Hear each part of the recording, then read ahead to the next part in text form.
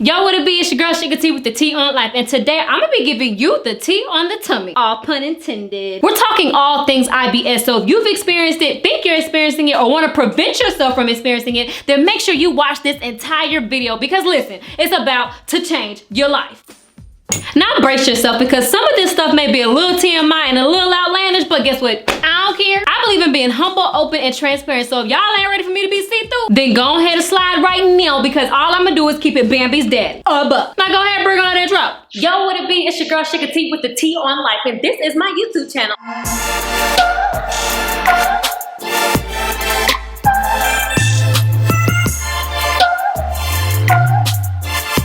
Y'all, I don't think y'all understand how long I've been trying to get this video out of me. I've been dying to speak on this subject like forever. All the other videos I've seen about IBS have this sad and depressing, like hopeless undertone to it. And listen, frankly, I'm sick of it. But I had to do my research first and get my facts straight before I came back and said what I really wanted to say. Now let's be clear. Everyone's journey is their own journey. I will never not validate someone else's emotions, experiences, or the way they choose to express themselves because frankly, I can relate to every single one of them on a spiritual level. IBS ain't no joke, bro, but I'm here today to dead all that I don't have no way out miss. Together, we is gonna take the BS out of IBS. Oh my gosh, she's Christian. Can she say that? First off, I don't care what nobody said, I'ma be me. And second, BS stands for bad stuff. I mean, what else would it stand for?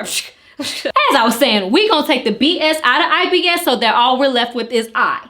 Well, us. Well, you know what I mean. But you know, figuring out my approach to this has been a little tricky if I do say so myself. I didn't want to come off too animated because I didn't want to add to the narrative of people who think that people with this condition are just being extra. But I also didn't want to come off too serious and melancholy because listen, I'm tired of us giving this thing too much power. As if these doctors have the final say so and know our bodies better than we do. But no matter how I approach this, the fact of the matter is there are so many people out here that are just self-conscious, embarrassed, and flat out depressed with their anxieties through the roof because this fathead condition that consumed their whole lives and they don't see the gold at the end of the rainbow. But in case y'all ain't know, I'm here to let my people go. Tag me in, Moses. So as I attempt to help us meet at the intersection of reality and perspective, I have a public service announcement. I am not a doctor. I cannot heal you. Nobody else can but Jesus. I'm here to educate you, support you, and provide you with the different sense of hope that you may not have had before you clicked on this video. Anything I say on here is what I've experienced personally, so I definitely encourage you to go out here, do your own research, and figure out what works best for you. Only you know you. I'm just throwing some ingredients at you and you make whatever meal you want to make. Don't y'all go around here saying ShykaTee said this and ShykaTee said that. Nope, ShykaTee didn't say jack diddly squat. My name is Benny and I ain't in it. Now that we got all the formalities out the way, go ahead and get like Nelly and take a ride with me because I'm gonna do my very best to share with you every single tip,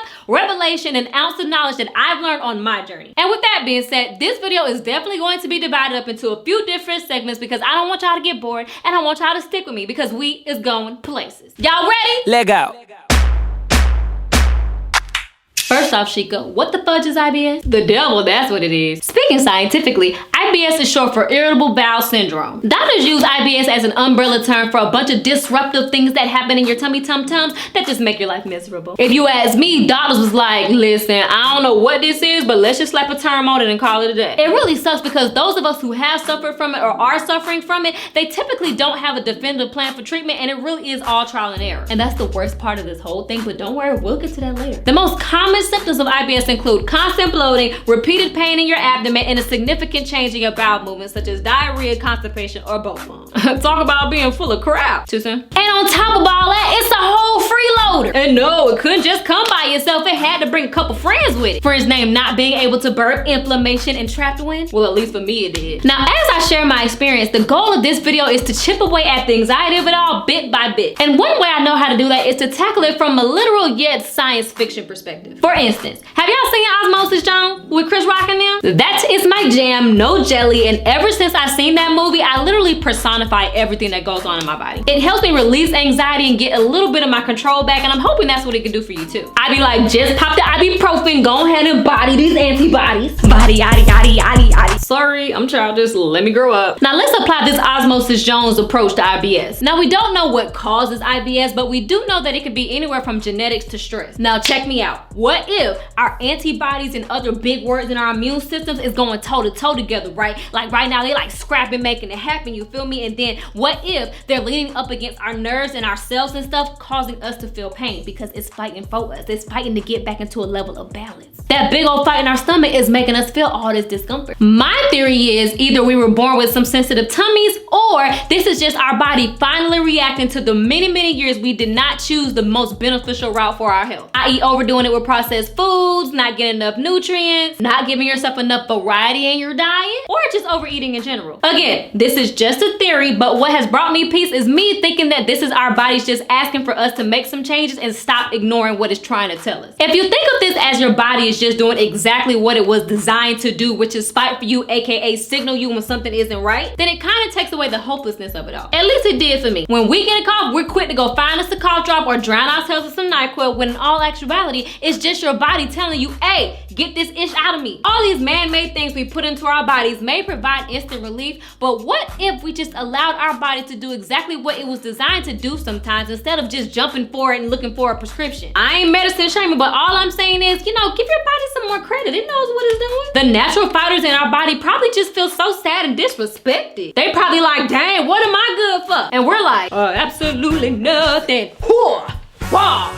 Yeah, somebody take my camera from me. God knew what he was doing when he was creating our bodies, and being how dope he is, he factored in all of the things our bodies would have to go through while we're down here borrowing these things and humaning. I mean, if you drive your car and your engine light comes on and you never do anything about that engine light, eventually your car is gonna break down and you're gonna end up spending thousands of dollars trying to correct the issue. In our body's case, months or even years to undo bad habits. But what if as soon as the engine light of your car came on, you did what you had to do in a timely manner, so that way you can make sure your car runs efficiently? Not to say that your car isn't gonna break down, because it's not meant to last you forever, but don't you want to prevent as much wear and tear as possible, so that way you don't hinder your road trip while you're down here? Your car not being its best affects your journey and holds things up. And we're just talking about IBS, but I don't know, what if IBS is the check engine light? Now all of this could be a reach, but I don't think I'm too far off. One of the first things they do is tell you to be restrictive of your diet. Don't eat this food because it has too much of X in it, and we unknowingly eat a lot of X on a regular basis. So why wouldn't I make an educated guess that IBS could possibly be brought on by the things that we've eaten in our body over time? Child, you know we're gonna get into all of that later, but let me stop rambling. Now that I laid my framework down for y'all and how I've been thinking about this thing, let me tell y'all my story. So in 2018, I was diagnosed with IBS. Before then, I was just like everybody else. I ate what I wanted to eat. I worked out every now and then and again, and I was just, you know, going with the flow. Now I've always liked to eat healthy, but I've always loved to have anything flipped, dipped, or fried. If it was convenient, I mean it. And y'all, this whole IBS thing snuck up on me because I really didn't see it coming. One week, all of a sudden, my stomach just started feeling really bloated, and I just started feeling pain after eating in small amounts. The worst part of it all was I couldn't poop. If I did, it was totally not relieving, and it was mainly constipation. No matter what I did or ate, I could not get any relief. Then one day, I experienced the ultimate trigger that caused me to have to go to the hospital. Y'all, I kid y'all not, the only thing I ate was an avocado, and it told me up. I remember laying in my bed hunched over in so much pain, just wondering why in the world the Lord done did this to me. I looked like I was a good 6 months pregnant after eating one avocado. Like, listen, it was an no-no to say the least. Y'all ever had to go to the bathroom so bad and it was so rough that you had to get naked and turn off the lights? That didn't even help. I was like, Lord, please don't let me down this toilet. I don't want to be found like this. Told y'all this was TMI, but I'm just keeping it real. Somebody gotta say it. I had such a searing pain in my stomach and burning sensation in my lower abdomen. Like, I just knew I had to go to the doctor because this was not right. I researched the best gastroenterologist in Atlanta, told him my symptoms, and based off of what I told him, he said it sounds like IBS. How does IBS even sound? Like, so he recommended that I get a colonoscopy and an upper endoscopy to make sure there wasn't anything else going wrong. And for those of y'all who don't know, a colonoscopy is when they stick a camera up your butt to, like, you know, look at all your intestines and stuff. And don't be childish, it's just a butt. I mean, every one of us has one. I mean, is the booty up. And an upper endoscopy is when they slide the camera down your throat to see what's really going on up in this area right here. Don't worry, I didn't feel anything. They put you to sleep for that. I mean, would you want to be awake for that? The good news is I did feel a lot better after I got the colonoscopy. I mean, it felt like somebody just went up there and popped the bubble because I came out feeling like a whole lot less bloated. He told me that there wasn't anything too abnormal going on, but I did have a lot of inflammation. He prescribed me some Linzess and pretty much said, if this don't work, come on back, we'll try something else. Now, my doctor was sweet and did help a bit, but honestly, if I gotta keep it 100 with y'all, I don't think we went as deep or as thorough as we could have. It felt like he was just doing guesswork. I don't feel like a fair attempt was made to get to the root of the problem. And I don't necessarily blame him for that. I mean, he was just doing what he was taught to do. But in my opinion, Western medicine kind of like downplays conditions like IBS and Crohn's disease because it's so hard to identify and it's so vague. And I ain't coming for nobody in the medical field per se, but it seems to me like they did not do as thorough of research as they could have, and they just treat it as if it's like a stomach ache. It's almost like, oh, you got a boo-boo, literally. But seriously, because no one has prioritized IBS like they've done breast cancer or diabetes, nobody knows what to tell us. But that needs to change because this condition is becoming way too common. Y'all can't be getting mad at us when we try to take matters in our own hands. I'm tired of sitting here suffering while you figure it out. My stomach hurts. So it was after that appointment with him that I knew that I was gonna have to take matters into my own hands. My healing couldn't depend on the doctor's words. It had to depend on God. Now I'm gonna discuss everything I've taken in the next video, but after taking such a variety of medicines, I started to get a little nervous. Something in me was like, all this man-made stuff can't be good for me. The Linzess did help for a while, but I did get a little too dependent on it. If I didn't have that on me, I was gonna panic. Y'all, I done had to deal with IBS at the most inconvenient places. Like I remember I was at military training and I think I was stressed out about some things they had us doing or whatever the case is, and I had a major flare up. Like, y'all want to talk about embarrassment? We can talk about embarrassment. I had to leave class and sit on the toilet and everything. It was just so disruptive. And I definitely couldn't eat no normal dinner because that food was not IBS friendly. And y'all, if y'all read up on IBS and somebody tells you that they may accidentally boo-boo on themselves, that stuff is real. There are certain aspects of this condition that you really just can't control. No cap, I remember being on an elevator and thank God I was by myself because Lord knows I had to pass gas, but that was not the only thing that passed with it. Now I'm a grown behind woman. How in the helicopter did I short on myself? It was just a little bit, not a lot of bit, but that little bit was too much bit, you feel me? And y'all, I know this is TMI and folks don't want to hear about females that actually go through this, but listen, I had to share this. I don't want anybody else anymore to be embarrassed by what they cannot control. Is they in your pants? Do they know what you're going through? No. It just happens, literally. So a year of trial and error and mishaps like this happened on and on. I had some decent days, but I had a lot of extremely hard days. Days when that burning sensation in my lower abdomen was just torturous. I was nauseous all the time and couldn't burp to save my life. I was just so uncomfortable and miserable. So much so I went back to the doctor. And this time all he gave me was an upper endoscopy, and he told me that a lot of my discomfort was coming from a lot of inflammation that I had going on up here. He told me I had a hiatal hernia, duodenitis, and esophagitis. Alexa, play This Girl Is on Fire by Alicia Keys. And even with this newfound information, he still didn't know exactly what to do and what approach to take, so he just prescribed me another drug, and that drug made it worse. Now at this point, I got really low. I was so discouraged because I'm like, man, am I really gonna have to live like this? Nothing is working. Were all of the Facebook posts and blogs I read about people dealing with this for 40 plus years, was that gonna be my fate? And it was at that point I had to lean completely on my faith. I was like, God, you said in your word that healing is possible. So I mean, come on with the come on. Something clicked in that moment and I said, you know what? I don't know what y'all believe, but that ain't finna be me. I'm not gonna let this thing take over my life. I got folks to inspire, a husband to live for, shoot, good food to eat. And from that day forward, it was all gas, no brakes. Listen, I am on one with the puns today. So I asked the doctor about a nutritionist, which was the thing I should have done in the first place, and I got to work. I've been on every diet you can think of. I done researched everything, I done tried everything, and I just would not take no for an answer. Listen, y'all, I'm only able to stand before y'all today because of someone else's testimony, and I want to be what they were for me. I remember being at church one day getting ready to go on stage to host with Bae, and my stomach was hurting so bad. She had IBS before, and she was like, oh baby, you got IBS? And I was like, yes. I said, she was like, oh girl, I don't do that no more.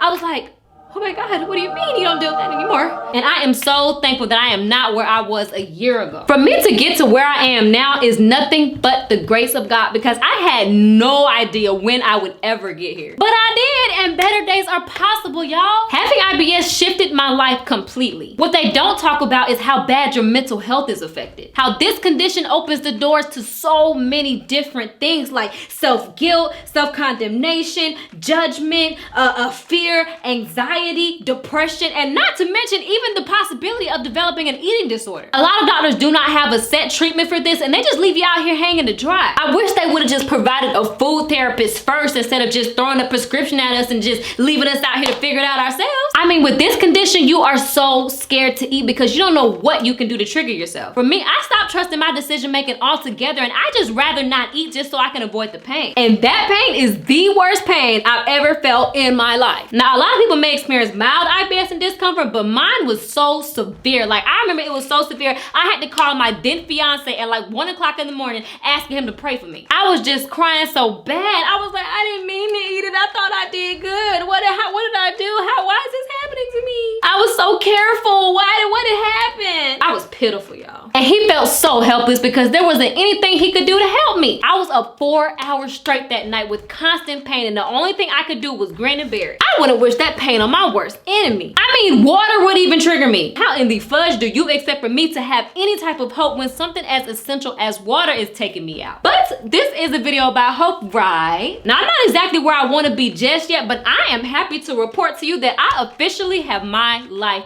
back. I'm regular than a mug now. All the foods that used to cause me problems before do not nearly cause me as much pain as they did back in the day. The foods that did cause my triggers don't cause my triggers anymore in the capacity of which they did before, and I haven't had a major flare-up since May of 2019. It's March 2021. I do get bloated sometimes still, but I don't panic as bad as I used to. I mean, your body is going to blow. You're never not gonna blow. Foods have gas in it, and if you eat foods with gas in it, you gonna have gas. My stomach is gonna hurt from time to time, but my stomach is gonna hurt when I eat things that it doesn't agree with. Now, I don't know if I'm gonna ever go back to day one or not, because maybe a good reason why I haven't had a flare-up is I haven't been stressed with military and other things going on because of COVID. But whatever it is I've been doing, it's been working. God is like so good. He is so good. I know they say there is no cure for IBS, but I'm a firm believer in God has the final say so. I'm gonna be healed one way or another. What really kept me persevering this whole entire time was me depending on God's word and me believing that what he said was available for me. Now, I had to learn more definitions of what God's healing could look like, but that man has kept me in ways I couldn't even describe. I'm sorry, y'all, I could talk about this all day, and don't worry, I will. But as I get ready to wrap things up, there is one thing I want to make sure I leave y'all with. IBS, although a nuisance, has been the biggest blessing of my life. If I would have never been diagnosed with IBS, I never would have taken my health seriously. I never would have paid attention to what I put in my body, and I never would experience the energy and the freedom that I have right now. What I thought was free ain't free. Some say freedom is free,